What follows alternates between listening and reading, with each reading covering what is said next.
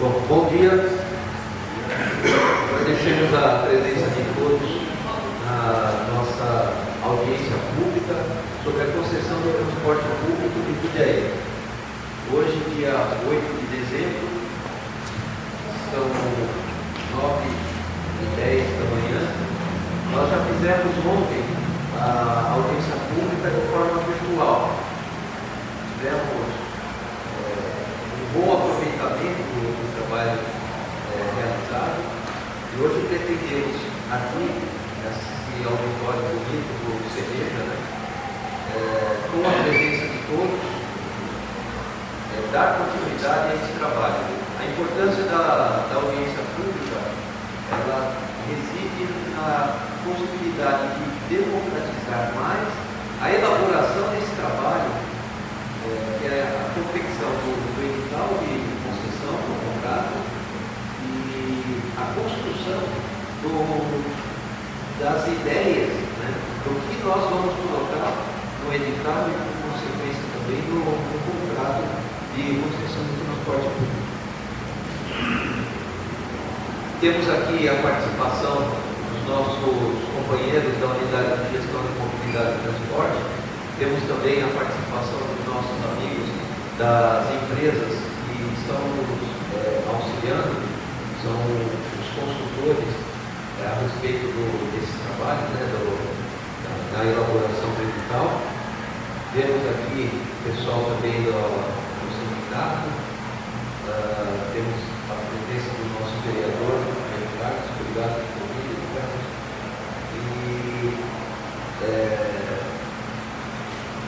Qual é a dinâmica que a gente pretende implantar na nossa audiência? Inicialmente, nós vamos passar a palavra para os nossos consultores. O Santana e o Rodrigo vão falar um pouco do que nós desenvolvemos até então. O Santana ele vai abordar as questões ligadas à modelagem operacional e administrativa, do trabalho, do edital. O Rodrigo vai falar um pouco também sobre o próprio edital de licitação e sobre o contrato. E, posteriormente a isso, nós abriremos a palavra para aqueles que queiram colaborar com alguma proposta, fazer alguma questão, algum questionamento. E isso a gente pretende que seja feito da forma mais democrática possível. Tá certo? Eu acredito que nós devamos utilizar aí entre 1 hora e 1h30 dos nossos trabalhos, mas nós não temos um horário fixado. O limite, a expectativa que a gente tem, o limite é de 2 horas, a gente vai estar aqui todos juntos. Tá certo? E depois eu também pretendo ter a participação do nosso diretor do Departamento de Transporte Público, para fazer as considerações e eventualmente responder as questões que forem feitas aí, que são mais ligadas à nossa atividade rotineira, à questão do planejamento, até o planejamento estratégico do nosso departamento. E aí depois a gente encerra. Tudo bem? Podemos combinar assim? Então, mais uma vez, obrigado pela participação de todos. Eu vou chamar o Santana para iniciar a explanação do. Obrigado.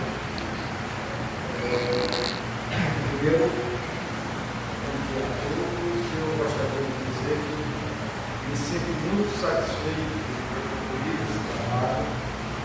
Foi montado no consórcio GPO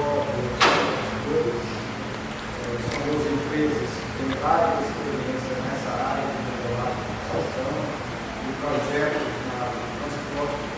Ganhamos uma estação em Jundiaí e desenvolvemos esse trabalho com muito apoio da prefeitura, participou ao longo do trabalho inteiro, não só da prefeitura, mas também através de pesquisas de várias reuniões setoriais. Nós conseguimos também absorver a impressão que quem usa o transporte dos usuários, dos clientes desse serviço, tinham sobre esse serviço. Uma concessão nova é um momento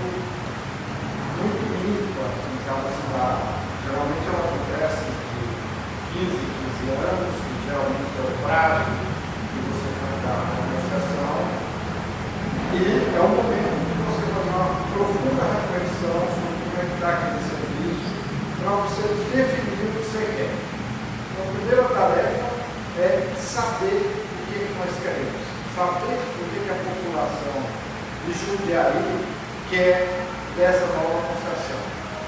Tá? Em segundo momento, tem que se estabelecer quais as regras de convivência da iniciativa privada, que é quem opera, quem produz o serviço, com a prefeitura e com os usuários.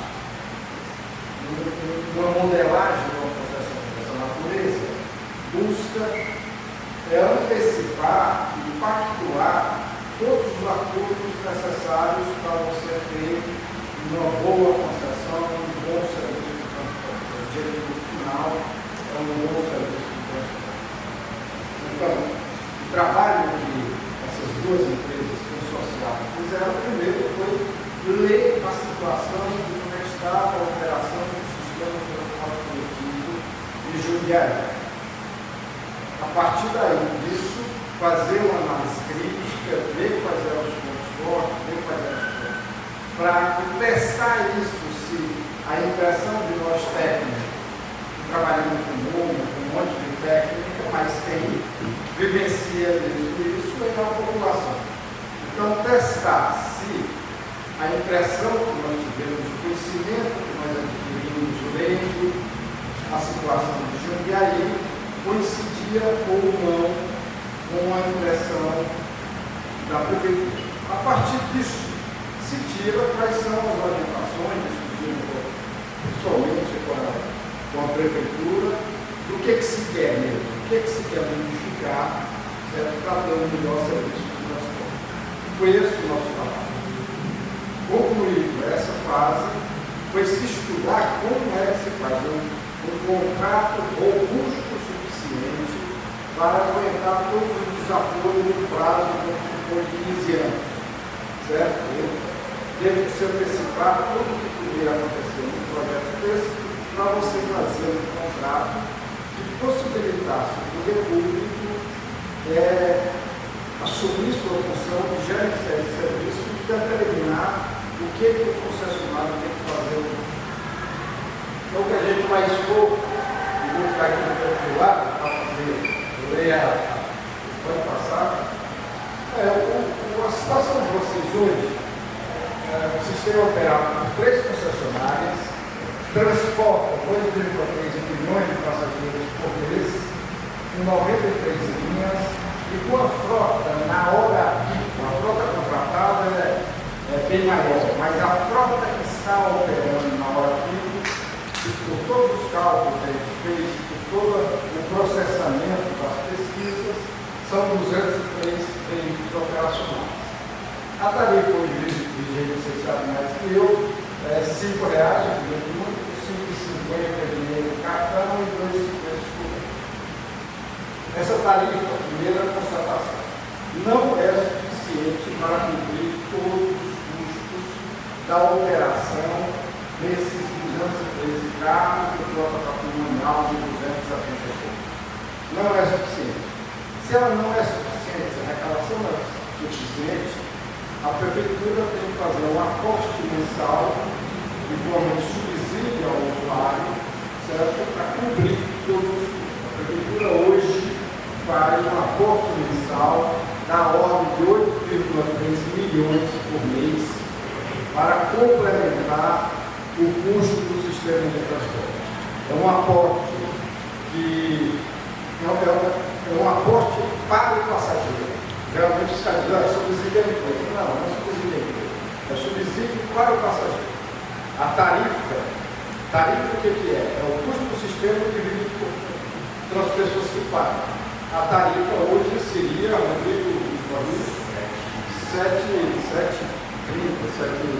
às 7h30. Só que a tarifa não é 7,30. A tarifa que as pessoas pagam, certo? É uma média de 5,50 e 2,50, menos que 5. Então essa diferença do custo por cada pessoa que são transportadas com a tarifa que se arrecada é que se transforma numa conta da prefeitura. Pode passar? Qual a situação da demanda? A demanda é a quantidade de pessoas que andam no sistema. Da demanda aqui em Jundiaí. A demanda, se você pega de 2013 para cá, a demanda só cai. Certo? Em 2013, vocês transportavam em torno de 3,5 milhões de passageiros por mês. Certo? Hoje, estamos transportando 2 milhões e 300. Então, nesse período, caiu a demanda do sistema de transporte quase 1 milhão. Certo? Por que caiu? Caiu porque os hábitos da população mudaram. Caiu porque o acesso ao automóvel, à moto, tudo aumentou muito. Caiu porque hoje você tem serviço, por exemplo, sob demanda, tipo Uber, tipo 99 táxi, que muitas vezes as pessoas, em vez de pegar o seu transporte coletivo, pega um outro aplicativo dessa natureza. E caiu também porque o serviço, diante da população, demora muito, ele espera e tudo, então ele é mal avaliado em alguns aspectos. Tá? Isso é uma coisa que só acontece no Jundiaí? Não. Esse gráfico, você chega em qualquer cidade, ele tem a mesma duração. O que muda são os valores. E vocês pegam, em 2020, transportavam quase metade. Certo? Até 2019, você não precisava muito de aporte da prefeitura para complementar o custo do sistema. Você começa a necessitar disso a partir de 2020. E hoje, em 2023, certo? Você ainda não recuperou a demanda de 2019. Certo? Em 2019, nós transportamos 2,6 milhões de passageiros por mês e hoje nós investamos 2,3 milhões. A estimativa é de transportar até o final do ano de 2023. E como é que é o serviço? O serviço é o seguinte: vocês têm aquelas 93 linhas, cobre quase toda a área urbanizada do município. Esse gráfico, por baixo estão as ruas em vermelho, por cima é onde os ônibus passam, com um distanciamento de 300 metros de um lado para o outro, que é mais ou menos o que se espera que as pessoas caminhem para pegar um ônibus. O que acontece? O atendimento em Jundiaí chega a 94% da área urbanizada. É razoável esse 94%? É, certo?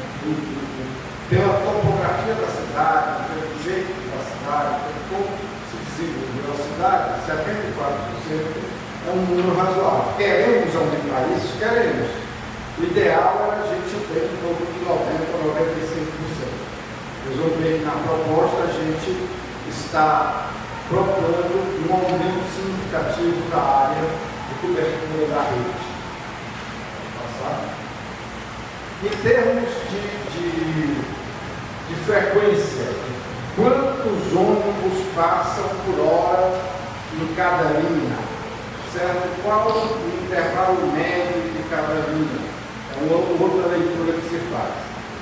Certo? E o que se vê é que 29% das linhas do Jundiaí tem um intervalo entre uma partida e outra de 45 minutos. Imagina um cidadão chegar, acabou de passar um ônibus, chegou no ponto, ele vai ter que esperar 45 minutos em 29% das linhas para pegar outro. Em geral, as pessoas chegam no meio do caminho, né? Não sabe que ela vai passar, se não tiver uma regularidade muito firme, certo? Mas esse é um indicador que a rede de vocês é muito dispersa, certo? E termina colocando intervalos também muito grandes para a população. Pode passar.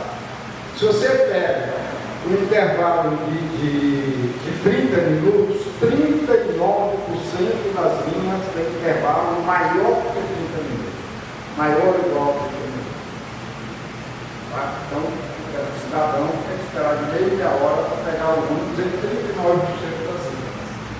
E acima de 20 minutos, 69%, quase 70% das linhas, o intervalo de partida chega a ser superior a 20 minutos. Nós vamos ver na frente uma das principais reclamações de quem usa é essa questão. Certo? Isso aí também a gente no projeto tentou ver como é que se resolve. Por outro lado, quando você pega e analisa a frota que está na cidade, 92% são veículos chamados convencionais, veículos de 11 a 13 metros, são veículos grandes. 3% são veículos articulados, maiores ainda. Quando você tem um equipamento grande, para você operar de forma eficiente e de forma economicamente eficiente, para não gastar muito, o apoio da prefeitura não ser muito grande, você tem que dimensionar o intervalo dessas linhas de forma que cada viagem você ocupe toda a capacidade dele. O veículo convencional tem capacidade de 70, 75 pessoas. Então, onde está mais carregado, tem que estar com aquilo, para ser econômico. Certo? Então, um dos problemas que a gente notou, será que a cidade precisa que 92% seja de veículo de 11 a 13 metros? Será que nós precisamos de 3% de articulado? Ou será, pelas características da demanda da cidade, nós não poderíamos operar com veículos de menor capacidade e, com isso, reduzir os intervalos, sair daquela sinuca de bico e você tem que esperar 1 hora para pegar seu ônibus. Aí quando a gente foi conversar com a população, foi o seguinte: primeiro, a prefeitura faz aqui de 2 em 2 anos, às vezes de 1 em 1 ano, pesquisa de opinião dos usuários. Faz pesquisas perguntando o que é exato do sistema, certo? Perguntando tudo. Para complementar a leitura dessas pesquisas, nós fizemos em setembro, se não me engano, foi em setembro. Em setembro, uma série de reuniões regionais aqui em Jundiaí, de forma a ouvir o que a população pensava no sistema. Eram reuniões que a gente mais ouvia de ter falado, fazer uma introduçãozinha e pedir para as pessoas reclamarem, falar todos os defeitos, todas as qualidades que eles viam no sistema. Nisso aí, a gente, assim, a síntese desse processo é que a população acha que o atendimento do motorista é muito bom. A imagem do condutor, da tripulação, é muito boa. Condições de terminais também eles acham que é boa. Tem algumas críticas em relação ao terminal central, mas em relação à maioria dos terminais, a avaliação é boa. E também elogiaram a forma de pagamento. Isso assim, como se eu fosse falar quais são os pontos fortes do sistema de Jundiaí, seriam esses 3 pontos: atendimento motorista, condições de terminais e forma de pagamento. Tá? E quais os pontos fracos? Lotação dos ônibus, tempo de espera e cumprimento de horário. Então, esse grito da população em relação aos defeitos do sistema bateu na nossa leitura técnica.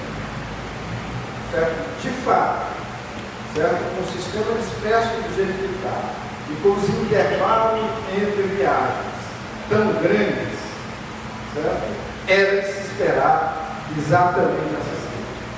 Então, se nós temos que fazer se nós estamos agora, no momento de contratar a iniciativa privada para passar mais 15 anos operando na cidade, é um momento da gente chegar e dizer: olha, eu quero um sistema que não tem esses intervalos desse tamanho. Certo? O que eu vou fazer em relação ao Gonçalo? Vamos ver. Será que se eu operasse com veículos de menor capacidade, do jeito que está a frota hoje, será que eu não conseguiria? Então foi esse exercício que nós fizemos através de cálculo, de processo e tudo, e através de discussão intensa com a prefeitura. Afinal de contas, quem vai prestar o serviço, quem tem a responsabilidade, mesmo concedendo a operação do serviço, é da prefeitura. Certo? Vai passar? O que se estudou também, isso foi estudado não só por nós, mas pelas empresas que fizeram o plano de mobilidade da cidade de Jundiaí, foi qual o prognóstico da demanda. Quanto vai crescer a demanda? Será que o Jundiaí está em processo exclusivo de crescimento de demanda? Considerando que vai chegar o trem novo aí, será que vai ser reformado todo o trem? Considerando as indústrias que se instalam na cidade? E os estudos indicam que não. A demanda na cidade, no território de Jundiaí, só vai crescer 5,63% nos próximos 10 anos, em relação ao que vocês transportavam em 2019. Então, todo o sistema tem que ser dimensionado por uma demanda muito urgente. A gente não vai chegar a dimensionar o sistema para ficar batendo lá na cidade, nem para transportar apertado por mais de pessoas. Por isso é que se faz essa análise do prognóstico, análise do futuro, porque você não está contratando para operar amanhã, você está contratando para operar 15 anos.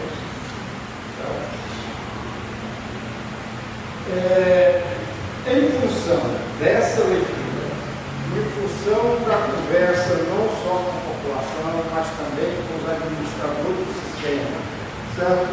Foram alencadas algumas premissas que a gente tinha que seguir na elaboração do projeto a ser contratado. Uma delas, a primeira, ampliar os horários de forma a estabelecer um intervalo máximo de 20 minutos na hora pico. Então, pelas linhas que tem 1 hora para os carros, na hora pico, no máximo de 20 minutos para passar o carro. Se não tiver demanda para encher esses carros, diminui o tamanho do carro. Se tiver muita demanda, então aumenta o tamanho do carro. Certo? Então, isso é uma premissa. E no fim, a gente vê quanto custa para a prefeitura essa premissa. Certo? A outra, reestruturar os trajetos das linhas para concentrar mais oferta e reduzir o intervalo para atendimento dos destinos comuns. Mais uma vez, preocupação. Além da cobertura da rede, que é só 74%, tem que ser ampliada, a gente concentrar através de terminais, estações de transferência, para você ter maior eficiência da operação e conseguir operar com menos intervalos. Terceiro, informar em tempo real os usuários dos horários das viagens. Meu amigo, se nós estamos numa cidade que tem uma rede, que se você for esperar chegar a carro, você vai dar de 1 hora em 1 hora, pelo menos o cidadão tem que saber que o carro dele vai passar só a 7,50. Então você tem, com a tecnologia que existe hoje, certo? Com rastreamento dos ônibus, você consegue informar o cidadão se o ônibus está atrasado, se está adiantado, se está chegando ou não. Outra preocupação também. Consequentemente, renovar e mudar o perfil da frota. Mesmo que continuasse os concessionários atuais, vamos supor que a gente não fizesse uma nova concessão, que a gente fosse prorrogar o contrato dos concessionários atuais em 15 anos, pegar essa hipótese. Precisaria renovar um monte de carro, porque tem um monte de carro dentro. Certo? Vocês têm uma idade média de torno de 5 anos, mas tem carros dentro. Então, aproveita esse momento de uma nova concessão e renova e muda o perfil da frota. Certo? Além de renovar a frota, vamos mudar o perfil da frota. Não vamos comprar todos os carros com 13 metros. Vamos comprar uma parte desses carros, certo? De 10, 12 metros, certo? Que são os mid-ônibus. Assim você consegue dar intervalos menores. Em termos da infraestrutura, implantar o terminal no Novo Horizonte e as estações de transferência em Caxambu, Jundiaí, Mirim, Rodoviária e Vila Progresso. Para vocês terem ideia, o nível de integração hoje de Jundiaí é muito bom. Hoje, 70%, quase 70% das viagens passam por uma integração, ou dentro de terminal, ou através do veículo na rua. Certo? É um índice muito bom. Isso mostra que a logística que vocês vêm implantando há muito tempo foi uma decisão correta de Jundiaí. Se não tivesse essa logística, provavelmente o sistema hoje estaria com uns 500 e poucos ônibus, certo? E seria muito mais caro e com intervalos muito maiores, porque para cada bairro você tinha que ter uma linhazinha para o centro, uma linhazinha para outro, para o gerador, uma linhazinha para a universidade. Então, essa estratégia foi muito correta de vocês terem essa infraestrutura de integração na cidade. Se ela está correta, e se precisa mais alguns equipamentos, nada melhor do que indicar que a prefeitura faça. Não é que o concessionário vai fazer isso aí. Isso aí é uma atribuição da prefeitura. No entanto, a empresa que chegar aqui, o cara que vai disputar essa licitação, tem que saber o que a prefeitura pensa e quais os equipamentos que a prefeitura vai implantar, para ele fazer seu planejamento de 15 anos. Certo? E a última questão é estimular o uso de cartões eletrônicos de forma de pagamento o máximo possível. Nós constatamos desses 70% de integração da cidade, maioria esmagadora dela acontece nos terminais. E a ideia do direito único, que é o cara descer do ônibus, no meio do caminho e pegar outro ônibus, é usada hoje só por 5% da população. Certo? E isso é uma coisa a se incentivar. Para isso você tem que facilitar todas as formas de acesso e integração do sistema. Sabe? Então, em cima dessa, vamos resumir aqui. Uma leitura da cidade, testando com a população, nossa leitura coincidia com a política deles, certo?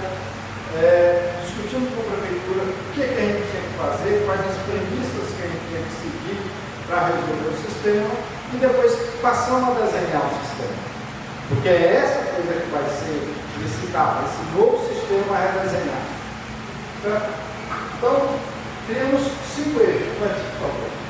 Da mobilidade em si, que é da operação em si, outro eixo da infraestrutura, outro eixo da tecnologia e, por cima, eixo da transparência. Hoje não tem jeito. Ou você trabalha com transparência em relação ao usuário, em relação ao Ministério Público, em relação à sociedade como um todo, certo? Ou, mesmo você fazendo correto, o teu sistema pode ser mal avaliado. E, geralmente na área de transporte coletivo urbano tem aquela série de frases, é uma caixa preta, ninguém entende. Não, é possível entender e é possível passar informações para quem usa, para a sociedade, para quem trabalha, de forma que as pessoas tirem essa caixa preta e consigam olhar todo ele. Certo? Então, muito bem estudado. E nós estudamos 3 cenários. Um cenário a curto prazo, o que é que nós vamos fazer no dia seguinte do início da operação? Certo? Um cenário a médio prazo e um cenário a longo prazo. Nesses 3 cenários, o cenário a curto prazo é basicamente trabalhar com a programação de todas as linhas, certo? E com a mudança do perfil da frota e mudança da quantidade de viagem e da quantidade de quilômetros que tem que ser operado na cidade. O cenário a médio prazo é aquele cenário que envolve a construção desses terminais e a construção das estações de transferências. Para a população que para quem vai ganhar essa licitação, que isso vai acontecer, mas vai acontecer a médio prazo, porque depende de várias outras questões que não há uma governabilidade de você fazer amanhã. E um cenário a longo prazo é preparar esse sistema para esse aumento de demanda. Certo? É claro, você tem mais gente, se a gente não preparar o sistema para transportar mais gente, ele vai ter a lotação, ele vai ter a reclamação, certo, do intervalo. Né? Preparar já o sistema para ele sobreviver durante 10 anos, 15 anos. Então, estruturação da rede. Uma outra coisa que a gente viu, por exemplo, vocês têm vários terminais que as linhas troncais chegam no primeiro terminal do centro.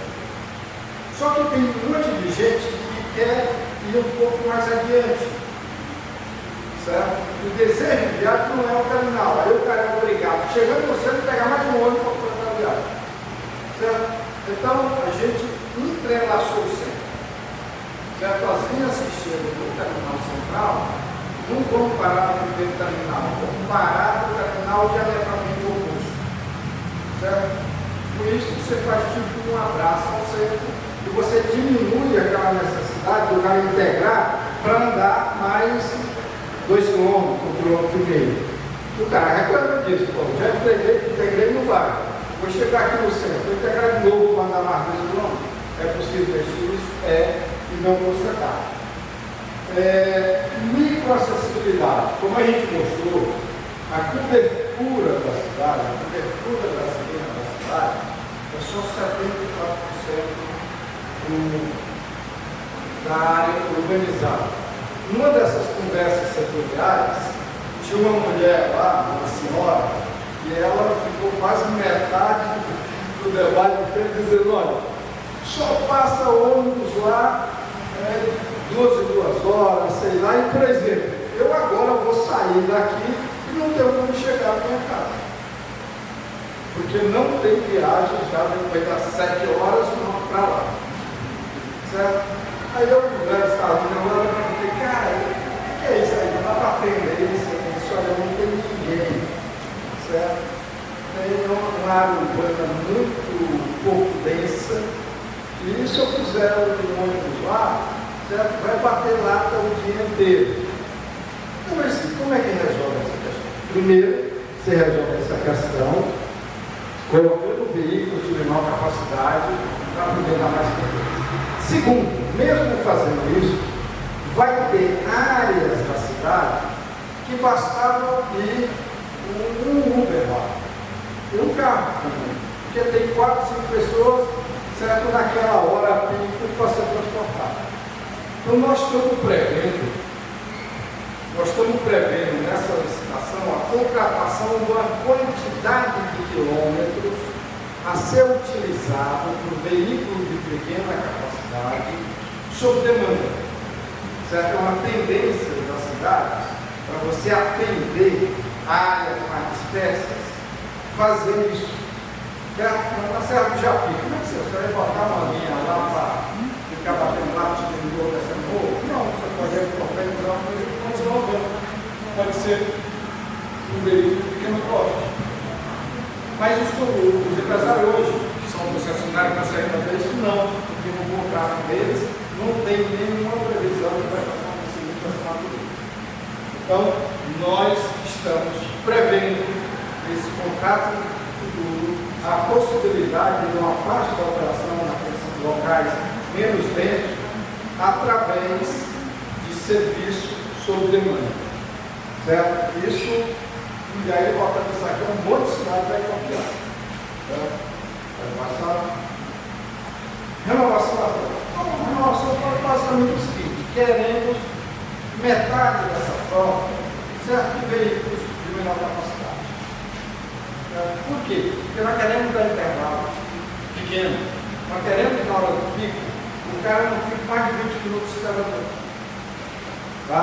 Então, isso é também um imperativo que a população está gritando, a população quer isso.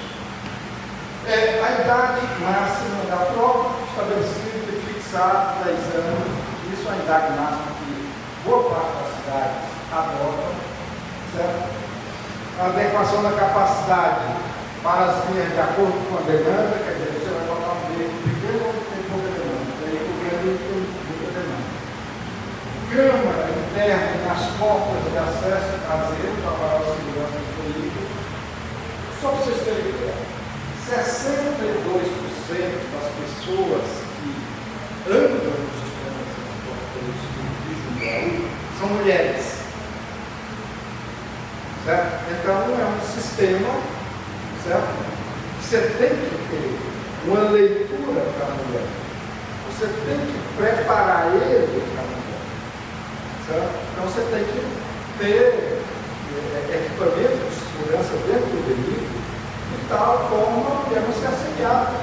Tem um exemplo recente lá de Jundiaí, de Joinville, que espalhou no país inteiro, e o cara só foi pego porque tinha câmera lá. Então, todo o assédio que ele fez, certo? Estava filmado. Tá? Letreiro eletrônico, itinerário, painel de comunicação com o sensor. Uma outra questão, cada vez mais, com o avanço da tecnologia, está se tentando implantar, é que o motorista tem uma comunicação com a central, certo? Em tempo real. Então, eu quero saber se ele está muito atrasado, se está muito adiantado, se ele precisa apertar o pé, se ele não precisa, tá? Algum evento dentro do ônibus ele pedir ajuda, certo? Então ele tem que ter um processo de comunicação mais intenso com a central de controle. Pode passar? O sistema redesenhado nessa configuração, qual o resultado dele? Frequência. Vamos pegar a frequência. O usuário que é a coisa mais rápida, o usuário recebe. Hoje vocês, na hora da manhã, dão 302 viagens. O sistema, imediatamente após a programação, vai passar para 378. Quando inaugurar ali o Brasil, aqueles terminais 427 e quando aumentar a demanda 428. 42% de aumento da quantidade de viagens na cidade. A gente acredita que com isso, certo, nós vamos atender o principal, a administração acredita que com isso vai atender a principal grita dos usuários. Já vai desenhar um sistema para atender isso. Certo? Frota. Tá? A frota, hoje, vocês têm 210 na hora pico, sendo que a mais grande maioria, 195 é convencional e 14 são articulados. Vamos pegar a curto prazo. Você vai ter 46 milhões, 121 convencional, 130 padrão e vai ter 297 carros. 29% de aumento da frota. E esse diminuindo também da frota, essa frota tem que aumentar. Porque a quantidade é bem muito, você tem que transportar aquela. Então, não existe mais. O que a gente tem que ver é como isso pipoca no custo. Passar. Investimento em infraestrutura, eu já falei. Construção do terminal do Horizonte e construção das 4 estações, 4 estações de transferência.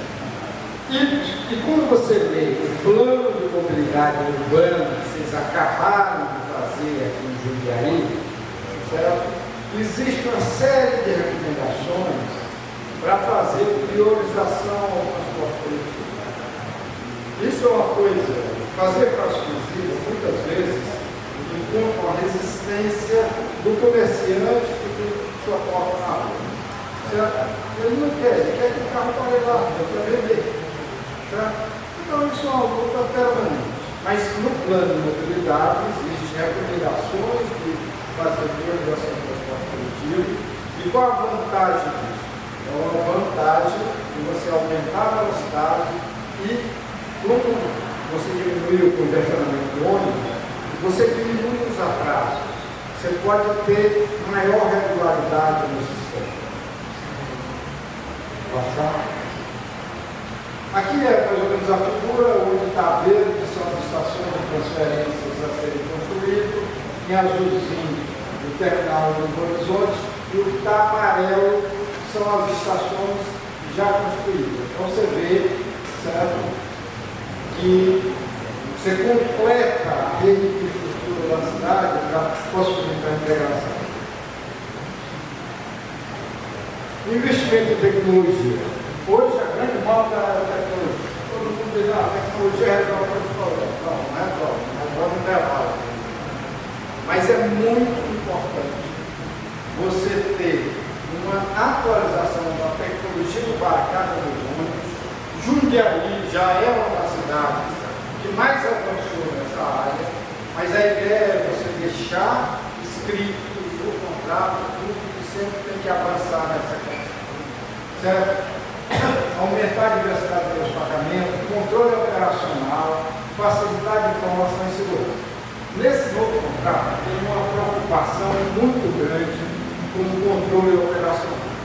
Se você vai sair de um sistema que bastava pagar a tarifa e tudo estava resolvido, um sistema que vai ter um aporte do recurso, a questão do controle operacional é fundamental, certo? Porque você está mexendo com o dinheiro público. Você vai, por que eu pago 8,3 milhões por mês de subsídio? Será que isso está acontecendo mesmo? Será que essa oferta está acontecendo? Será que essa demanda é essa mesmo? Então, se preocupou muito com esse contrato, a preocupação da prefeitura, do Lelis, puxando a orelha da gente o tempo todo, certo? E da Luísio, para a gente chegar e fazer um contrato que fosse muito claro o papel da prefeitura no controle operacional e aproveitasse toda a tecnologia hoje existente no Brasil para fazer um contrato. A outra questão, facilidade de informação. É uma série de investimentos previsto para você melhorar a informação com a sociedade, com o usuário, com o motorista, com a CCO, certo? De tal forma que você consiga dar respostas mais rápidas. E segurança. Segurança tem uma preocupação grande também com a questão da segurança, até porque quem usa é um uso feminino desse sistema, certo? Então a gente não pode deixar de ter um olhar para a questão de segurança. E por fim, o sistema de relacionamento com o usuário. Hoje você já tem no site, você já tem uma série de informações que vocês passam para o usuário. A ideia é intensificar bastante essa questão, certo? Deixar todas as ações transparentes, certo? Deixar que o usuário consiga saber, não só a operação cotidiana dele, o ônibus a 7 vai passar 7 ou 7,5, certo? Mas deixar também as informações do sistema no acesso ao usuário. Informar, inclusive, como é que é o custo, quanto custa isso, quanto custa aquilo. Deixar esse site até separado da prefeitura, só com a secretaria como é que se diz? Que gerencia, de tal forma que essa comunicação seja uma comunicação muito rápida. Pode passar? Para isso, além de todos os equipamentos embarcados, equipamentos nos terminais, todos eles interligados, está especificado uma central de controle operacional. As empresas geralmente montam suas centrais, mas a gente quer uma central na prefeitura. Vai ser a obrigação do concessionário que ganhar, certo? Fazer o espelho de suas centrais na prefeitura. Certo? Para quê? Para você ter todas as informações que ele também tem. Pode passar? A outra questão é a implantação de um sistema permanente de avaliação da qualidade, que vai depender basicamente dos dados operacionais, do cálculo de indicadores, da comparação com padrões de velocidade, que vai gerar uma nota de qualidade, inclusive com entrevista, com pesquisa com os usuários. Essa nota de qualidade não é para a gente ter um ranking aí, olha, o Mundial trabalha melhor que Campinas, não é para isso, certo? É além de ter um hábito que está sempre medindo a qualidade, interferir na remuneração. Se eu contratar um cidadão, pode me botar aqui 300 carros, para operar naquele horário, certo? Com aquela regularidade, com aquele tipo de ônibus, e estou pagando um monte de dinheiro de subsídio, certo? Se ele não operar com aquela qualidade, certo? Eu não vou pagar para ele tudo que ele está com expectativa. Então, essa nota geral de qualidade entra, o Rodrigo vai explicar depois, entra na equação de remuneração. Tá? É uma forma de você ter, certo? De verificar. O cara não teve a multa, o cara não renovou a frota, a multa. É um tal de multa que não resolve nada. Agora, se no final do mês o cara vai receber um milhão, só recebe 900, no outro mês ele está com sacando. Certo? Porque bateu direto no bolso dele. Se nós estamos fazendo um contrato novo, nós temos que combinar agora. Nós temos que deixar tudo isso escrito agora. De tal forma que o cara que entrar aqui, sabe que vai ter todas essas questões. Vamos passar.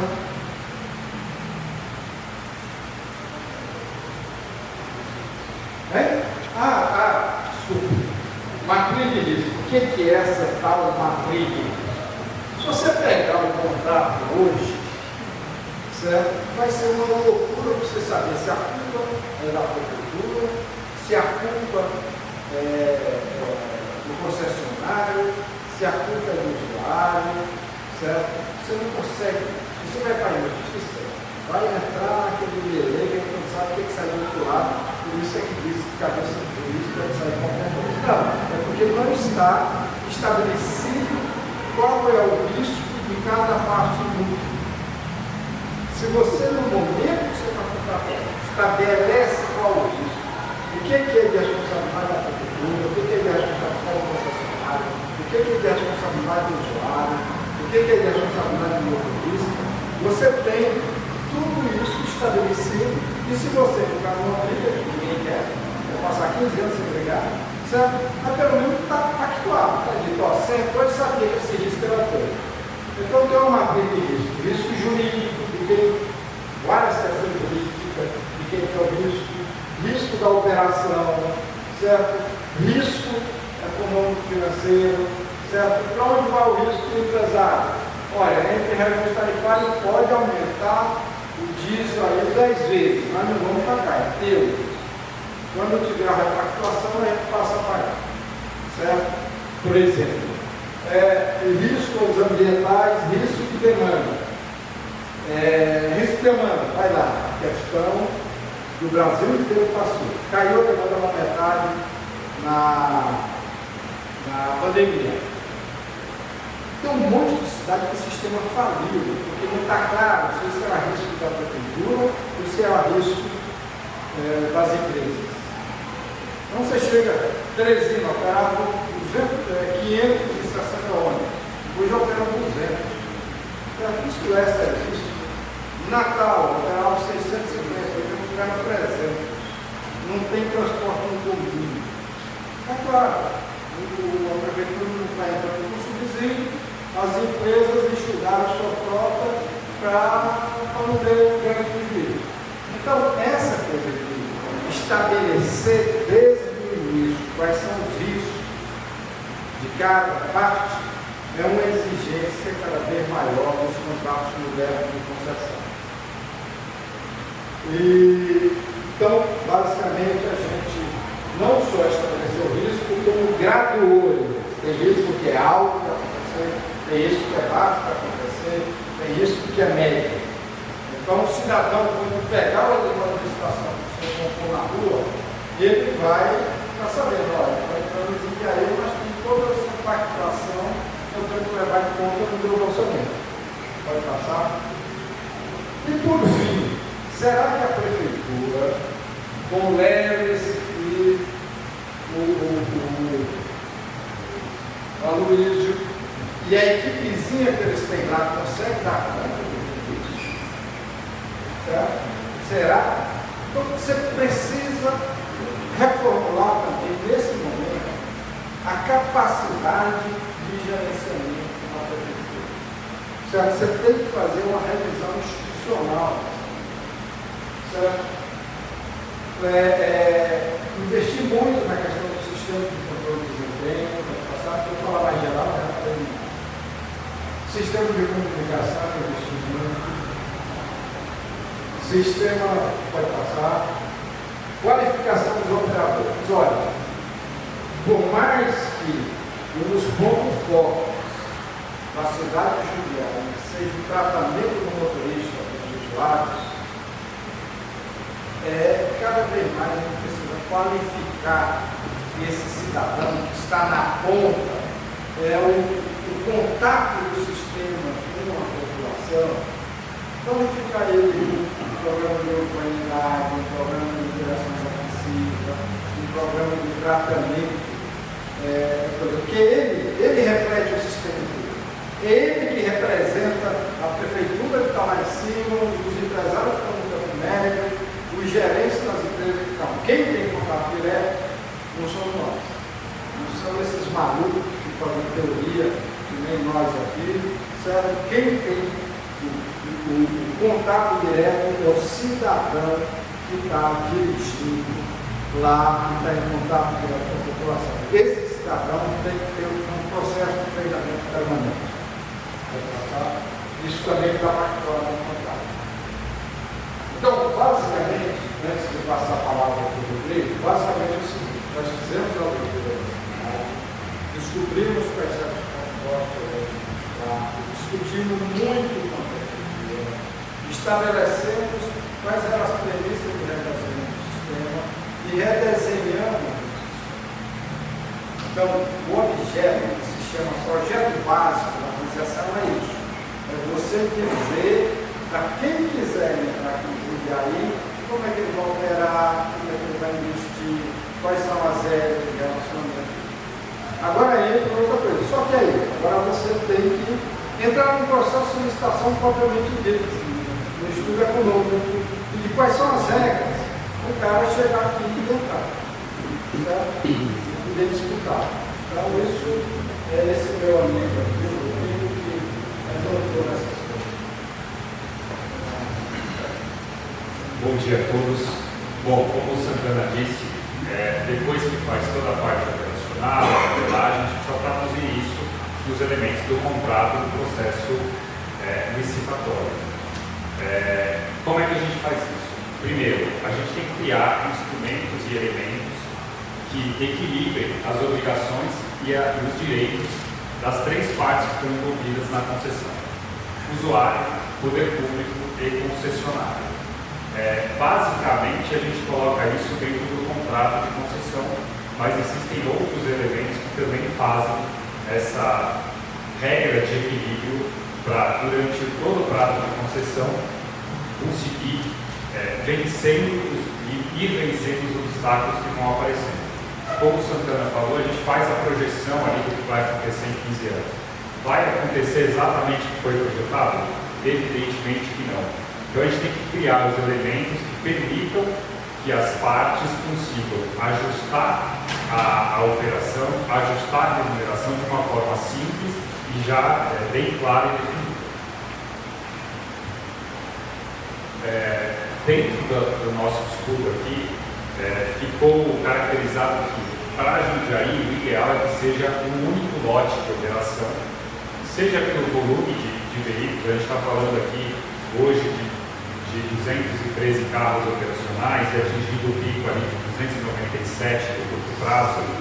Isso, se a gente fizer um único lote de concessão, traz uma vantagem de uma otimização na operação que mais lotes não trariam. No prazo que a gente previu, e vocês vão ver mais ali para frente, que a gente fez testes de qual seria o prazo da concessão, está previsto aqui 553 milhões de reais de investimento. Que investimento?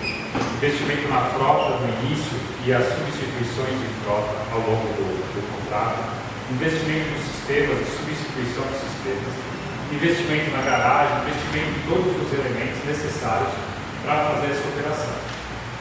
A consequência, o resultado daquela operação de 297 carros resultou num custo mensal de 19,8 milhões. Por quê? Porque está aumentando ali 41% dos veículos, está aumentando mais de 30% a quilometragem, então eu estou aumentando a oferta, estou aumentando o custo em relação ao que tem hoje. Quando a gente coloca veículos menores, o custo do veículo menor é menor, mas o custo no todo, porque aumentou a quantidade de veículos, obviamente é maior, até porque eu vou precisar de mais motoristas para operar essa quantidade maior de veículos. Como a receita atual e a receita prevista, a receita paga pelo usuário, está mantida, a gente está falando aqui de uma receita mensal do usuário de 8,1 milhões. Por consequência, o município vai ter que colocar 11,7 milhões de reais por mês dentro desse projeto desenhado aqui, até agora desenhado. A tarifa de remuneração hoje, que as empresas recebem hoje, é de 7,24 e o usuário paga pelas tarifas 5, 5,50 ou 2,50 e o restante é pago pelo município.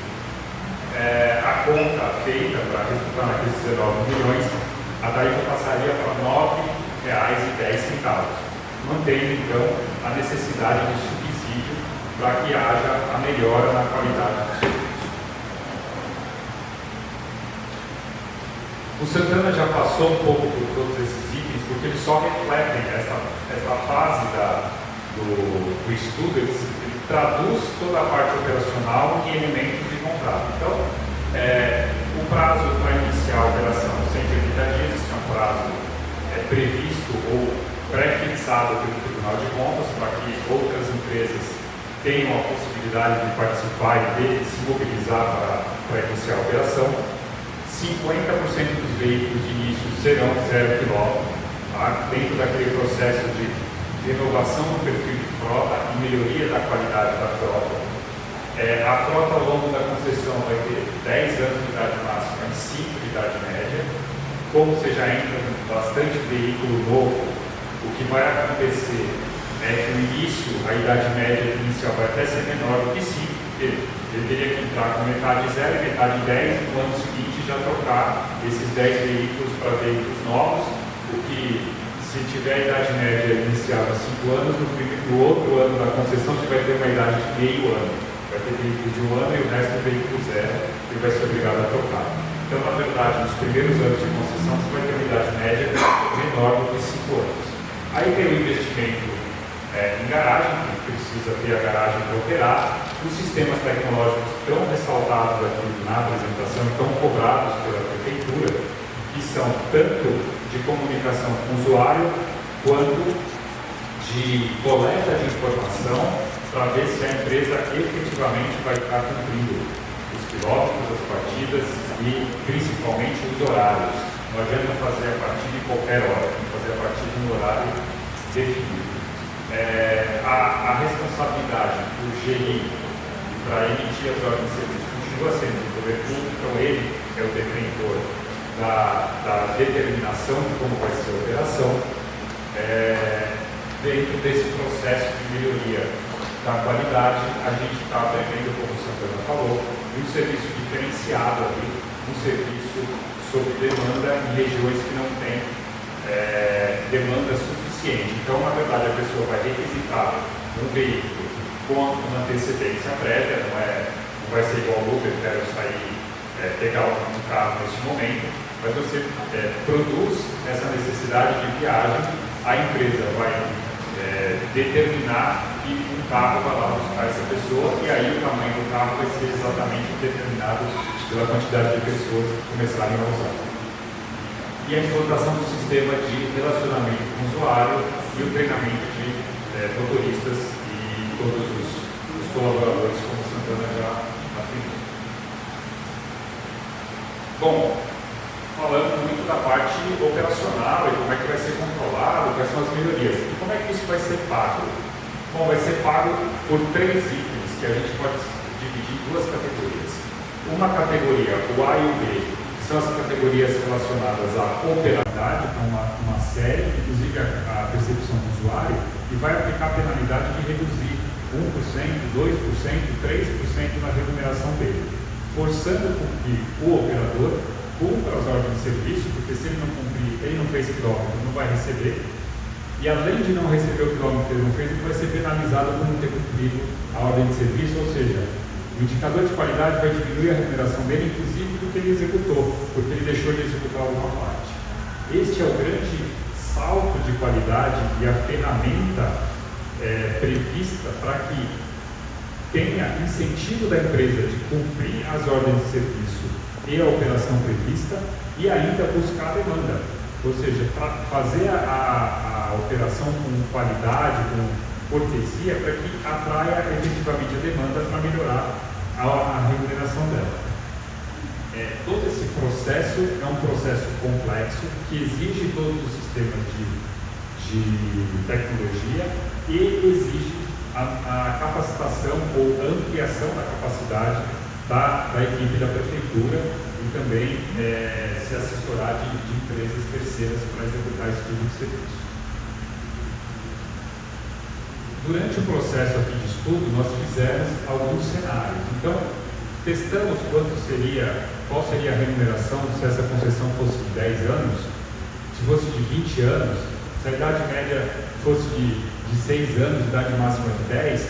A gente fez todos esses testes para concluirmos que o cenário de 15 anos, 10 anos de frota, idade média de 5, é o que melhor traz uma relação de custo. Claro, quanto mais tempo eu tiver de contrato, menor é a remuneração mensal, mas eu tenho mais tempo de contrato também.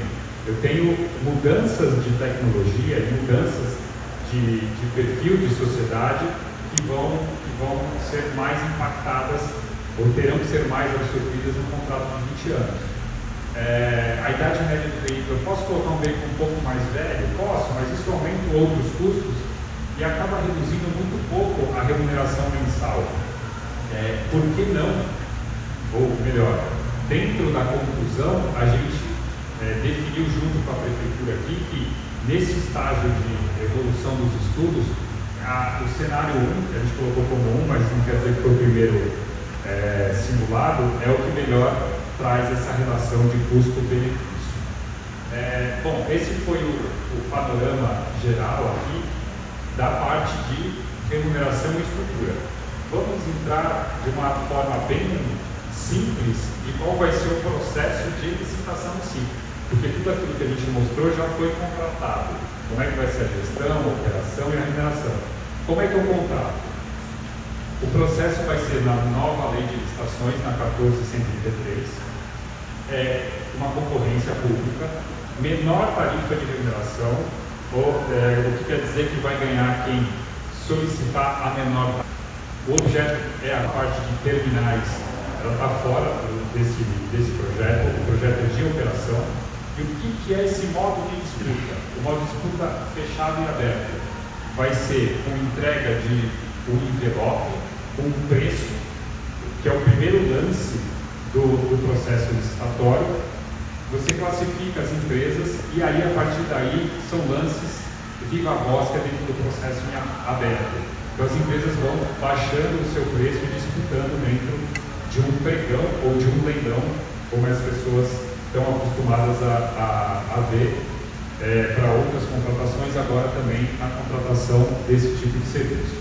Os 15 anos do prazo de concessão, o valor do contrato 3,5 bilhões, que é a soma dos 15 anos de concessão, da receita prevista dos 15 anos, e os investimentos, como eu havia dito, de 553 milhões de reais para todo o período.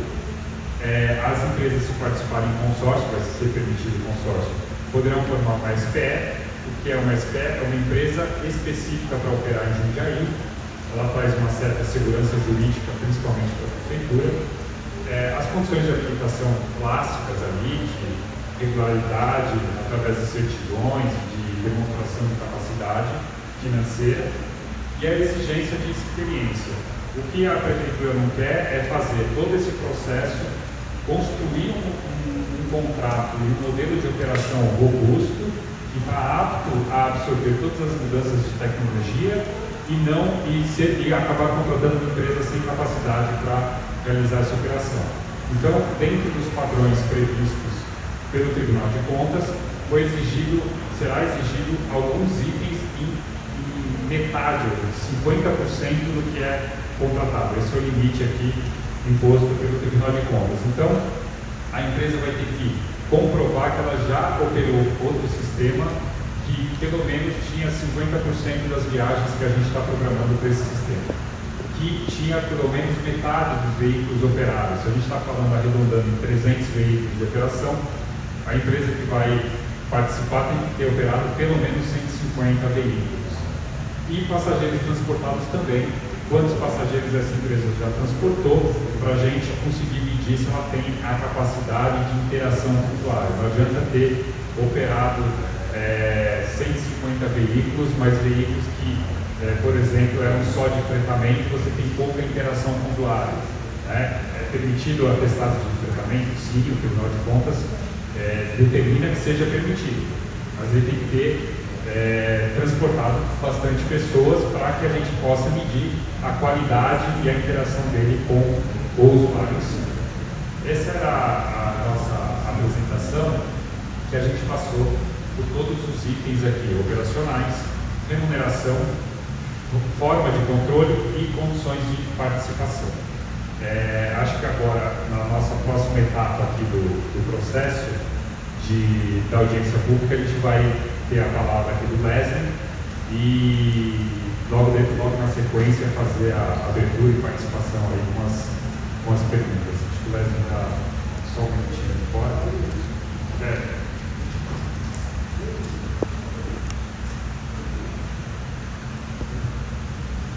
Bom, vencida essa primeira etapa, né?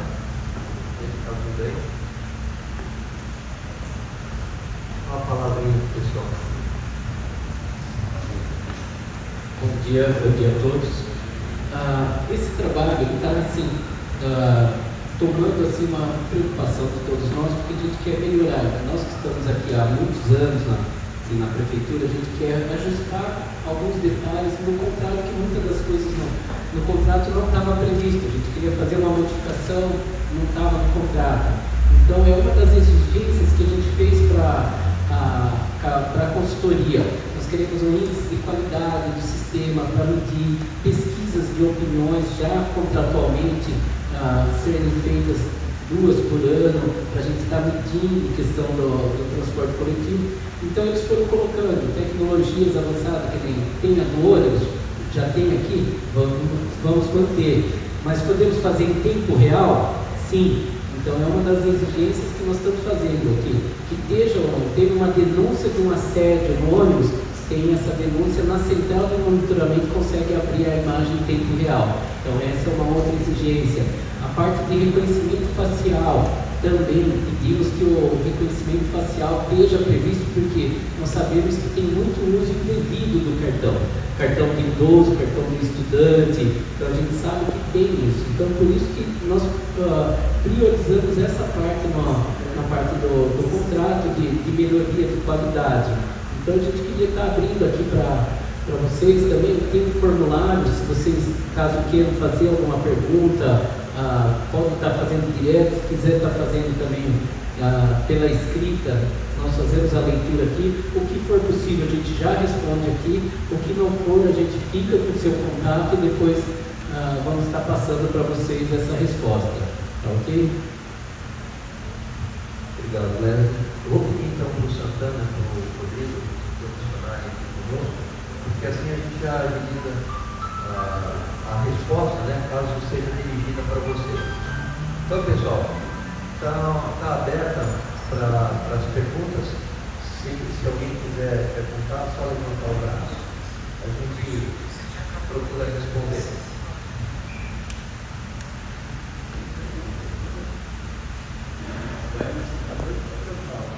Valério.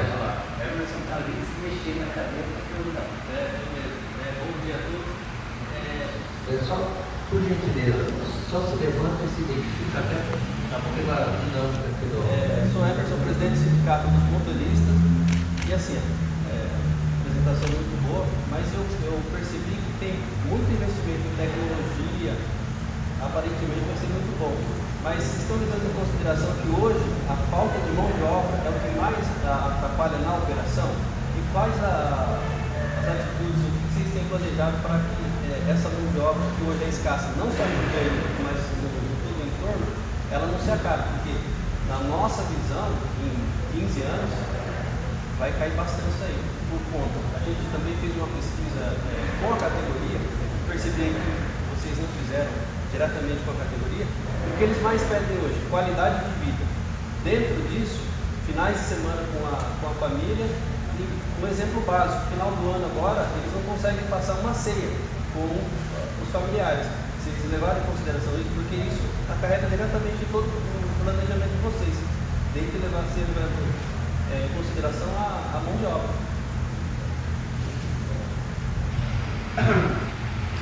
Uma boa pergunta.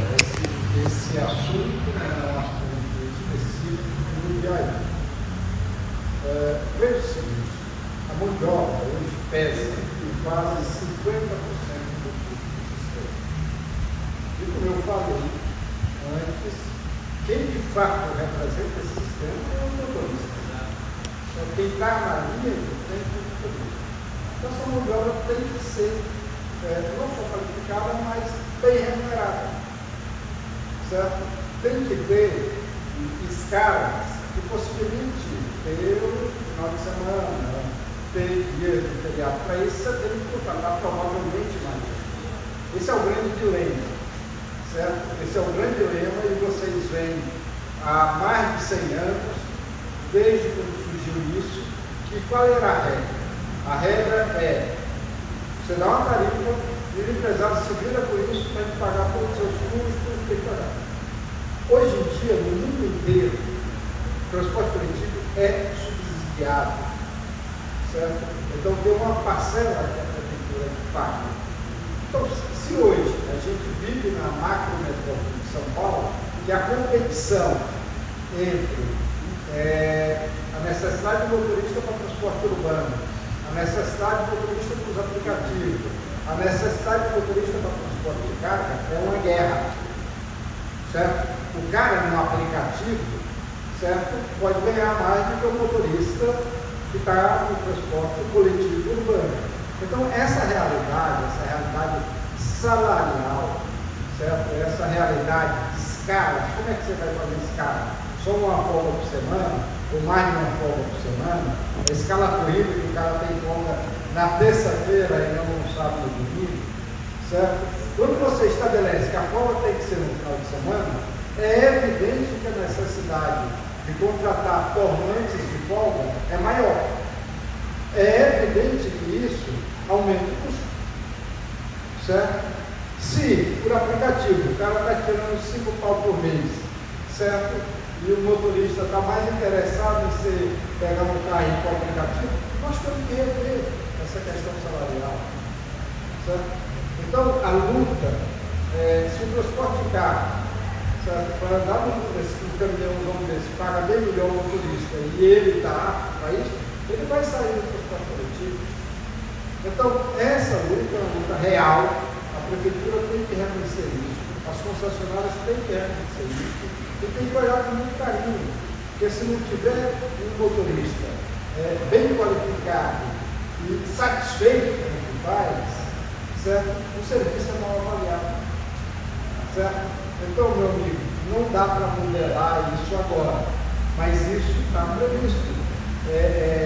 O reajuste desse concessionário, um dos itens mais importantes é o acordo coletivo de vocês com eles, certo? Então, se aumenta isso, ou se muda, por exemplo, a questão de escala, o fator de utilização que entra no cálculo do Rodrigo, tanto faz, certo? Tem que mudar, certo? Então, o contrato que está sendo, esse contrato que está sendo redigido, e que não está sendo redigido só para Jundiaí, a gente já tem experiência em várias praças do Brasil, então muito atento a essa questão. Ele tem que ser robusto o suficiente para atender essa mudança que existirá na mão de obra, certo? E não é uma mudança só de valor de salário, é uma mudança de como é que você vai administrar a mão de obra e como vai possibilitar essas folgas que são extremamente, uma reivindicação extremamente nova, certo, da categoria de motorista. Só um momento, eu brinco um pouco com isso porque eu fiz uma pesquisa nos arquivos do sindicato e essa demanda está há mais de 6 anos nas pautas, pedindo esse tempo com a família, vamos dizer assim. E Claro que a questão salarial a gente nem discute, claro que todo mundo quer ganhar bem, ser remunerado de forma justa, mas isso está tão evidente que eu tenho recebido reuniões lá de 3, 4, 5 motoristas, tem casos de coisa de um mês, motoristas de 18 anos que pediram a conta para ganhar menos, porém vai ficar o final de semana em casa. Então essa é a minha preocupação. Chega lá, a gente estrutura tudo isso, chega lá não tem a mão de obra. Então tem que passar por isso. Só complementar. Isso altera o fator de utilização do motorista. Certo? Do jeito que ele calcula o fator de utilização do motorista, ele pega a quantidade de horas operadas e estabelece que vai ter uma folga corrida, por exemplo. Então sai uma quantidade de motorista. Por isso aqui, não sai a utilização. Se você obrigar que regrar a folga na corrida, a empresa, em vez de contratar 6% para fazer folga, vai ter que contratar mais 10, 15%.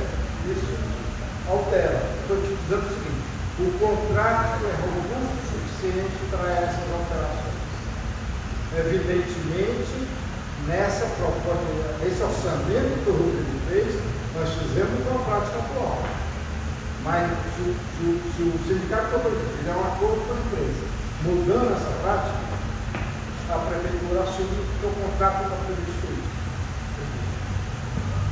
Convém lembrar, Emerson, acho que a pergunta é muito pertinente, né? Você defendendo o direito da sua categoria, e a prefeitura de Jundiaí, o governo municipal de Jundiaí, tem naquilo que é possível valorizar o papel de vocês. Nós temos um canal aberto de comunicação, assim como nós temos com os empresários. Nós estamos vendo aqui a presença do Antônio Russo, do Fábio Miguel, advogado do Telemino. Assim como nós temos com eles, nós temos com vocês, porque a gente acredita que o diálogo ele enriquece, né? Todo o trabalho que é feito e que, em última análise, deve resultar em benefício da população, do usuário do sistema como um todo. Então, nós temos programas desenvolvidos junto com vocês, né? Procura melhorar a qualidade de vida de vocês. Temos pleiteado junto às empresas também aqueles benefícios que nós entendemos pertinentes. Agora, como nós vimos aqui, e foi explanado por ele, tudo precisa estar em equilíbrio. Veja, se a gente aumenta o número de motoristas, né, para atender essa demanda que ela é justa, isso vai impactar no final na questão do custo do sistema como um todo. No final, a tarifa que o usuário vai pagar. No final, o subsídio que a prefeitura vai pagar. E a gente tem que tomar cuidado. Se o sistema acaba custando muito, ele passa a ser desinteressante para o usuário. E aí ele foge do sistema. Veja, vira um negócio perigoso para nós. Então, tudo isso precisa ser analisado. Atender as demandas que são justas, mas dentro da nossa realidade, porque as coisas não fiquem desequilibradas. Certo? Mais alguma pergunta? Por favor, se puder. Meu nome é Edivaldo. Esse cálculo que vocês fizeram das viagens aí é real ou é o que programado para se cumprir? Olha, nós fizemos os dois. Eu vejo o seguinte: tem toda a ordem de serviço que a prefeitura estabelece e tem a operação real. Então, o que nós fizemos? O sistema de ônibus hoje em Jundiaí tem não só o sistema de bilhetagem, mas também tem o sistema de rastreamento. Quando a gente afirma que tem 213 viagens na hora pico de manhã, se você for olhar na hora de serviço da prefeitura, deveria ser 250 e não 213. 213 foi o que ele constatou do processamento do sistema de bilhetagem e do processamento do sistema de rastreamento. Então, a gente analisou o realizado. Para o futuro, é o programado, claro, a gente programado. Só que vai ter uma certa exigência do empresário se interessar cada vez mais de atender essas viagens programadas. O contrato é robusto o suficiente para fazer todo mundo caminhar na mesma direção, certo? Porque afinal de contas é isso que a gente quer.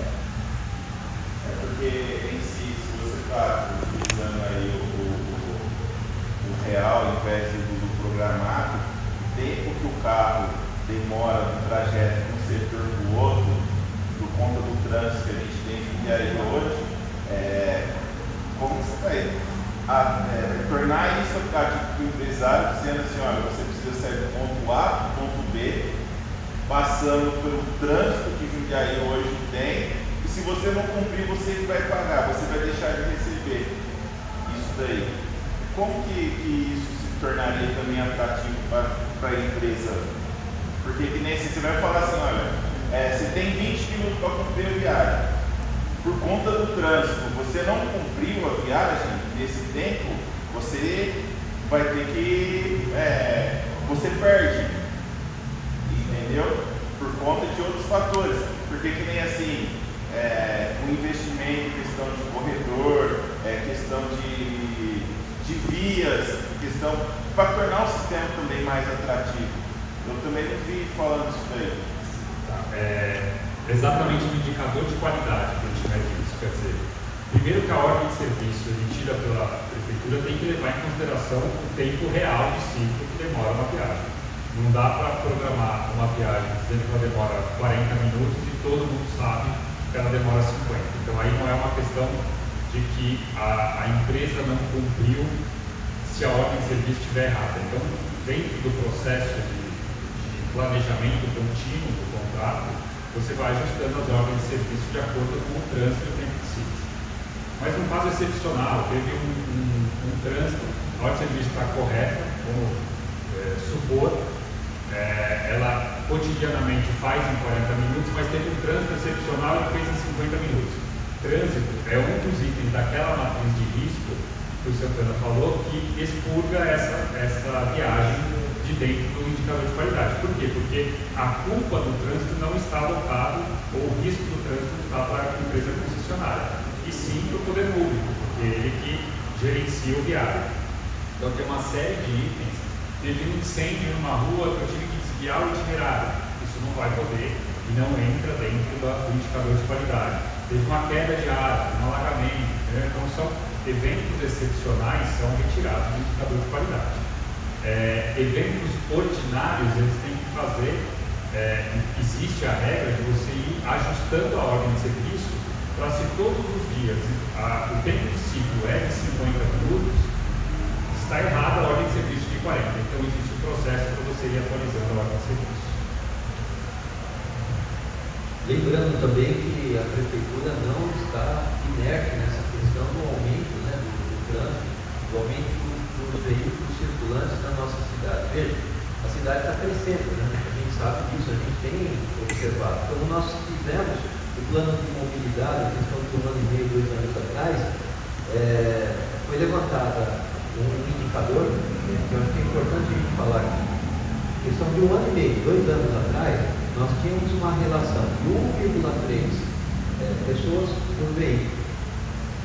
Hoje, nós fizemos novamente um trabalho com eles aqui. Já diminuiu para 1,25 pessoas por veículo. Nesse ritmo, nós vamos chegar daqui a pouco a 1 veículo por pessoa no município. É um indicador importante. E, por conta disso, a prefeitura tem desenvolvido um trabalho intersetorial, multiplataforma, uma série de projetos de intervenção no rodoviário, tanto urbano quanto rodoviário. Temos conversado com as concessionárias, porque as rodovias, elas são importantíssimas, mas para o município, elas são um desafio, elas impermeabilizam o sistema viário da cidade. Então, existem projetos que estão em tratativas com as concessionárias, aqui da nossa região, de fazer as transposições da rodovia. Temos também projetos, inclusive alguns já em andamento, de melhorias do viário, alargamento de avenidas, criação de novas ruas, justamente com vistas à mobilidade da cidade como um todo, e especificamente do transporte coletivo. Então, isso é um preocupante realmente, eu acho que você pontuou bem, mas eu acho que convém dizer que o poder municipal, o governo municipal, ele não está distante dessa questão. Tá certo? Vamos lá? Flávio? Bom dia a todos. Flávio Miguel, da Aviação Mundiense. Eu gostaria só de pontuar como uma sugestão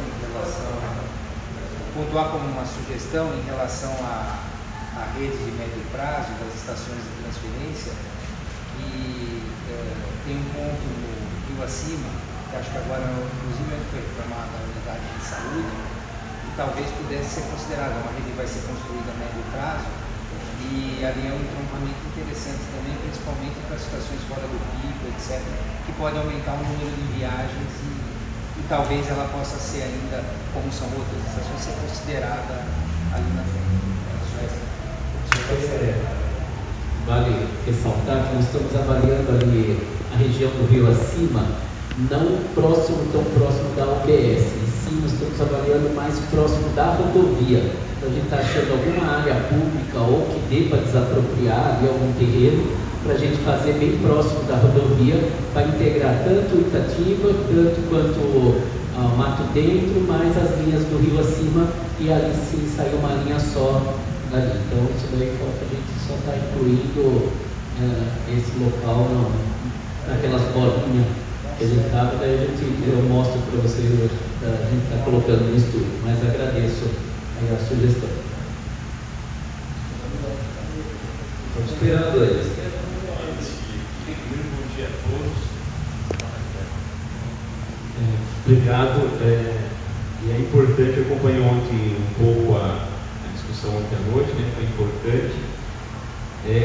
Alguns pontos que eu sempre estou circulando nos ônibus quando o pessoal pede para a gente, o Wesley sabe disso, o Luiz também. Um dos grandes problemas que vocês já identificaram é a queima de horário, mas foi dito aqui várias coisas fundamentais. Primeiro, nosso plano de mobilidade, Luiz, eu sou uma pessoa muito crítica em relação não a esse governo, mas a todos os governos que não trabalhar a mobilidade urbana de Jundiaí. A gente está autorizando condomínios, está autorizando loteamento, está autorizando, e não tem novas vias. Então, é claro, a gente autorizou agora investimento, né? O Wesley vem acompanhando com a gente para mais de 246 milhões de reais de empréstimo para fazer mais investimento na cidade. Mas esse cruzamento de um lado para o outro da cidade está muito ruim. Para a gente fazer de carro, isso é péssimo. Transporte público é muito mais difícil ainda. Por quê? Porque hoje eu peguei o ônibus na frente da minha casa, eu moro no residencial de Jundiaí, lá perto do Tupé. Para chegar para a terminal central, que é o 719, foi exatamente 1 hora. Como que a gente reduz para 30, 40 minutos esse percurso? O modelo aqui é importante? Mas como que a gente reduz? Criando corredores, enfim, fazendo algo que eu não sei o que né? Que o plano de mobilidade me fala bastante isso, mas como que a gente reduz isso? Agora, se eu moro lá e quero ir para Gapeama, eu vou demorar 1h30, 2 horas para atravessar a cidade de um lado para o outro. Ou seja, o trabalhador, ele sai de um lado da cidade para ir para o outro lado da cidade, para ir e voltar 4 horas dentro do ônibus, né? Então, não falo dentro do ônibus, mas quando sai do portão da sua casa até chegar no portão da empresa ou do local de trabalho. Então, calculando tudo isso, né? A gente tem que pensar nesse sentido. Então, como que a gente consegue reduzir esse tempo de casa ao trabalho para que as pessoas possam ter melhor qualidade de vida? Aí foi citado aqui pelo sindicato, do Edson, né? Da questão da qualidade de vida dos trabalhadores. A gente está com um apagão na educação, não só no Brasil, participei tem um tempinho na Fiesp, lá em São Paulo, eu comentei com a Luiz, e também veio aqui o presidente da Fiesp aqui em Jundiaí, né? E no Ciesp aqui, falando sobre a questão da educação. Nós não temos pessoas querendo dar aula mais, nas escolas, faculdades, enfim. E aí, como que será daqui 10 anos? Como que a gente vai trabalhar a educação daqui 10 anos? Nós precisamos de educadores para dar aula para os nossos filhos. Agora, no transporte, tem pessoas que não querem mais dirigir o ônibus. Por quê? Porque ele chega lá na outra ponta, ele já tem que voltar, ele não consegue nem ir no banheiro. E é o que a gente recebe, vocês recebem também, e as pessoas têm, até os motoristas têm preocupação em falar para nós isso, porque tem medo de ser demitido e tal. E a gente tem também o modelo de contrato tem que pensar na empresa, tem que pensar no trabalhador, tem que pensar no usuário. Acho que tem que ser uma conjuntura toda. Mas a empresa está sendo sacana. A empresa ela tem que cumprir o horário, senão ela é multada, ela sofre um monte de consequências. Então tem que pensar no modelo que possa atender todo mundo de uma forma melhor. Agora, como que a gente trabalha e ajuda que a empresa consiga ter recursos para poder melhorar a qualidade de vida desse trabalhador dentro da própria empresa? Porque daí o usuário vai ser melhor atendido, ele vai procurar dar mais agilidade no seu trabalho, enfim. E aí o trabalhador que está lá na ponta, o motorista, eu vejo muito que ele é o sentimento da sociedade, da população. É ele que ouve todo mundo. Ali é ele que é xingado, é ele que, enfim, ele e a fiscalização, né? A fiscalização também sofre disso nos terminais. Enfim, como a gente pode, nesse modelo, trabalhar mais essa questão que vocês estão pensando nisso, e é um estudo muito bem feito aqui, que eu estou bem satisfeito com isso. Outra questão é os abrigos de ônibus. Falei hoje com mais de 50 pessoas de manhã. Minha meta é ouvir mais de 2.000 pessoas sobre a questão do transporte. A gente já está bem avançado nisso, já vem cooperando aqui, mas o que, de fato, o usuário, que eu acho que é minha obrigação como vereador fazer isso. Também. Os abrigos, nós temos uma deficiência muito grande, a Vivian acompanha isso de perto. Como que a gente consegue avançar nisso? Então não é só a concessão, mas uma conjuntura toda que nós temos que tomar decisões em relação a isso. Outra coisa, muito reivindicada foi a questão do ar-condicionado dentro dos ônibus. As mudanças climáticas, nós sabemos que não dá mais para andar com carro sem o ar-condicionado ligado, quem anda de carro. Agora quem anda de ônibus também, eu acho que é justo. A questão do Wi-Fi nos ônibus, há uma discussão, tem gente que acha que o Wi-Fi no ônibus foi encarecer, melhor não ter Wi-Fi do que aumentar a tarifa. Enfim, foi falando sobre isso. Sobre a questão de uma política pública, e aí um diálogo regional que vocês já vêm discutindo, nós não podemos viver numa região metropolitana onde o transporte vai metropolitano. Não tem lógica, a pessoa vem de Várzea, vem para Jundiaí, para ir para Itupé, vai demorar 3h30 para atravessar de um lado para o outro na região industrial. A mobilidade em Jundiaí está cada dia mais sufocada. Agora, como que a pessoa sai de Várzea e vai para Faz Grande, que é o nosso eixo industrial aqui? Como que a gente pensa isso? Dá para a gente colocar isso nessa proposta nova? Não dá? Como que a gente consegue trabalhar essa mobilidade regional? E para finalizar, a questão, eu tenho muito também que compartilhar com a Aloysio, eu tenho muita dúvida sobre o terminal Novo Horizonte. Hoje, pessoalmente, eu sou contra o terminal Novo Horizonte, mas eu preciso entender um pouco melhor, porque antes de você ser contra e firmar essa posição, eu não consigo ver muito claramente. E aí eu tenho como exemplo o terminal Secap do lado do terminal Hortolândia. Eu não entendo dois terminais do lado do outro, porque quando o Miguel Haddad foi lá em Curitiba, lá uns anos atrás, eu morava lá, foi conhecer o modelo de transporte público de Curitiba. E o modelo de Curitiba é um modelo eficiente, mas já está ruim para quem mora lá. As pessoas reclamam muito do transporte público lá, porque o negócio está bastante difícil lá. Agora, o terminal Secap do lado do terminal Hortolândia, qual é a vantagem para que o usuário saia de lá, passe na Secap, passe na Hortolândia para vir para o centro da cidade? Meu medo é como que o usuário sai do Novo Horizonte, Bom Jardim, aquela região ali, vai ao terminal Novo Horizonte, dali ele sai para vir para o centro da cidade ou ir para outros lugares. Claro que a Luísa adiantou algumas coisas para mim aqui, mas é uma coisa que eu peço que vocês avaliem sobre essa questão. E para que até a gente possa defender isso com o próprio usuário, porque hoje eu não vejo com bons olhos isso. Muito obrigado, desculpa da palestra aqui. É um pacote, né, de Vamos lá, ele é um vereador bastante atuante, tem nos ajudado aí, trazendo as críticas e até sugestões da população para a gente, só tem que agradecer a ele. Mas na questão da mobilidade, como que a gente pode melhorar isso? Primeiro, com as intervenções que estão previstas no plano de mobilidade para o viário como um todo. Né? Eu disse, já existem projetos que estão estão em andamento, alguns já, inclusive, em execução, justamente com vistas a isso. Isso de uma forma geral, no aspecto geral. Segundo, no que diz respeito ao transporte coletivo, melhorando as linhas, como foi explanado aqui pelo Santana, especialmente pelo Santana e pelo Rodrigo, criando, né, os corredores, que eu acho que é importante, porque a intenção de viagem no eixo leste-oeste é muito grande realmente, tanto no município, mas quanto na região como um todo. Então isso, a gente tem a expectativa que vai melhorar a mobilidade, principalmente para o usuário do sistema. A sua segunda pergunta, não tem uma anterior. Eu acabei me perdendo. O trabalhador também, esse desafio que você está trabalhando, os trabalhadores. O trabalhador, o motorista, você diz, né? Eu acredito que a resposta que eu tenha dado, nós demos, né, para o Emerson, talvez já tenha indicado qual é a solução para isso. Não é uma solução simples, a gente sabe disso, porque, como eu disse, também impacta no custo do sistema, e isso pode, inclusive, uma última análise, inviabilizar o sistema como um todo. O Santana acabou de falar, tem cidade aí que entra em colapso, o sistema de transporte público colapsou.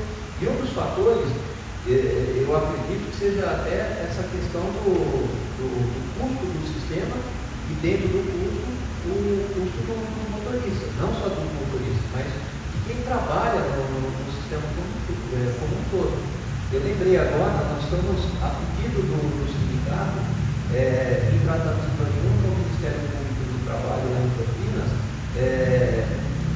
apoiando o pleito deles, para que o motorista ele passe também ter a autorização de cobrar a tarifa dentro do ônibus. Por quê? Porque isso daí melhora, eles vão receber uma gratificação, então melhora a percepção deles. Para nós também, porque a gente inibe a evasão de receita, e para a empresa também, para as empresas como um todo, é bom, porque isso daí faz com que as pessoas entrem no sistema, efetivamente paguem, né, por aquilo que eles estão mudando. Então é melhor para todo mundo, até para os usuários. Então, eu lembrei agora, né, eu acredito que seja interessante, seja importante a gente lembrar essa ação que é feita às 6 mãos, né? Prefeitura, sindicato e empresas concessionárias. Dos abrigos, dentro da concessão que nós estamos colocando aí em execução para os terminais, está prevista que num polígono, na região central do município, quem ganhar o contrato seja responsável também pela implantação e pela manutenção dos abrigos que nós definimos no modelo ideal, né? Um modelo mais moderno, que atenda às necessidades de conforto, né, de segurança com relação às intempéries, enfim, de acessibilidade. Então, isso está previsto nesse polígono. E aí resta para nós, para a prefeitura, os bairros mais afastados da cidade. E a gente já tem trabalhado para que isso efetivamente aconteça. Nós temos 2 modelos que foram implantados para teste, né, perto do shopping aqui na cidade. A gente está analisando a viabilidade de padronizá-lo para a cidade como um todo. Você falou do ar-condicionado, lembrei. Ar-condicionado realmente é um item importante, ele não pode ser mais visto como um artigo de luxo. Ele é necessário, realmente. Então, a gente tem trabalhado com os empresários, né, e eles têm dado uma resposta positiva no aspecto da aquisição dos novos carros, né, dos novos ônibus, tem obrigatoriamente um ar-condicionado. Isso também já está previsto no edital. O Wi-Fi, ele foi instalado em todos os veículos, em todos os ônibus, né, na frota inteira, e não teve custo para o usuário. Então não teve aumento de tarifa, nada. Tá? Eu acho que é bom a gente pontuar isso também. Faltou alguma coisa? Faltou no terminal no Horizonte, que eu vou pedir para o Leslie responder. Não, é até bom assim, esclarecer um pouquinho do terminal Novo Horizonte, por que foi escolhido ali. O terminal Novo Horizonte, primeiro ele tinha sido escolhido lá perto da UPA. Aí a gente analisou com a equipe técnica, ali ia ser pior ainda, o deslocamento ia ser trajetos negativos para um local que não ia comportar não ia ser tão útil. Nós trouxemos ele bem próximo do Fazenda Grande, ali na região, na Rua 8, porque ali ele tem uma ligação tanto com o Jardim das Tulipas, quanto Almerinda, com todo o vetor ali, e eu não preciso todas essas linhas eu levar até o terminal Eloy Chaves. O terminal Eloy Chaves, ele já está com a sua demanda saturada. Nos próximos 2, 3, 4 anos, ele explode se a gente não tiver um outro terminal. E ele não tem para onde expandir ali, porque nós temos uma área APP ao lado do terminal, outro um talude. Então ali no terminal onde está o Eloy Chaves não tem para onde ele crescer. E nós sabemos qual região que mais cresce no município de Jundiaí agora atualmente? O vetor oeste. Então nós sabemos que o Medeiros vai crescer bastante, Jardim Ermida, nós já temos isso mapeado. Então o terminal Eloy Chaves, essa demanda mais a do vetor oeste, sem condições. Então nós estamos correndo atrás, já era para esse terminal já estar pronto. Então é tipo uma separação e manter a ligação de um terminal com o outro. O Eloy Chaves ligando com o novo terminal do Novo Horizonte. Essa ligação sim, mas a região do Novo Horizonte e tudo começa a se tratar independente de terminais, não havendo mais a obrigatoriedade de você ficar levando pessoas que estão no Almerinda, ter que passar pelo Novo Horizonte, ter que ir para o Eloy Chaves para depois ir para o centro. Não, porque eu não posso trazer do Almerinda até o Novo Horizonte e levar direto para o centro. Então a gente vai separando demandas, foi nesse intuito. Outra, respondendo para você, por que foi planejado 2 terminais um ao lado do outro, o Secap e o Hortolândia? Ninguém tem o conhecimento, mas ali o terminal Hortolândia era para ser todo no terminal Hortolândia, não era para existir o terminal Secap. A intenção era ser o Hortolândia, só que devido a um abastecimento grande da cidade, a culturas enormes que passam ali no terminal, nós tivemos que fazer vários projetos para remanejar o terminal Hortolândia. O terminal Hortolândia teve que ficar confinado em menor espaço, então ele não comportaria a demanda de todo o crescimento daquela região norte. Então por isso que houve a necessidade de um planejamento de separar e fazer mais um terminal, porque o Morada das Vinhas tinha uma demanda já muito alta, e agora os loteamentos que estão saindo tanto no bairro de Corrupira, Fernandes, ali no Terra da Uva, então ele não comportaria essa região. Por isso que na época, isso em 2000, que nós planejamos em 2000, essa separação. Então a gente já via esse horizonte. E a gente tem uma rodovia, o terminal está no meio, então ele não tem para onde afetar as duas pistas da rodovia da Geraldo Dias. Então ele só podia crescer lá, mas aí a gente tinha outros fatores que impediram de a gente fazer um terminal enorme ali na região da Hortolândia. Só um acréscimo ao que ele falou, dois aspectos importantes com relação ao terminal Novo Horizonte. Primeiro, demanda, existe demanda. Segundo, a questão do requisito da centralidade. Se você for ver lá, o ponto escolhido no entorno, não tem nada, né? Só terreno tem lá. Mas ali é exatamente o ponto central de todos os bairros, né? O Jipa, Erinda, enfim, todos os bairros lá do vetor oeste. E a gente tem expectativa que ali também já vai povoar, porque lá realmente é o lugar que mais cresce. Tá? Respondido? Mais alguma questão? Pessoal, os companheiros da UPT fiquem à vontade também. Vocês podem participar. É alguma questão? Nada? Gente, são 10h55. Nós tivemos 1h e 45 minutos. Então, nada mais a ver. Vocês querem fazer alguma consideração? Santana, Rodrigo, Léo? Então, encerramos aqui a nossa audiência pública. Agradecemos imensamente a participação de todos e reforçando que a gente ainda, que pese a audiência estar encerrada, a gente ainda está com as portas abertas para que, se alguém tiver alguma proposta, alguma sugestão, passe lá para a gente. Certo? Obrigado a todos. e boas estratégias.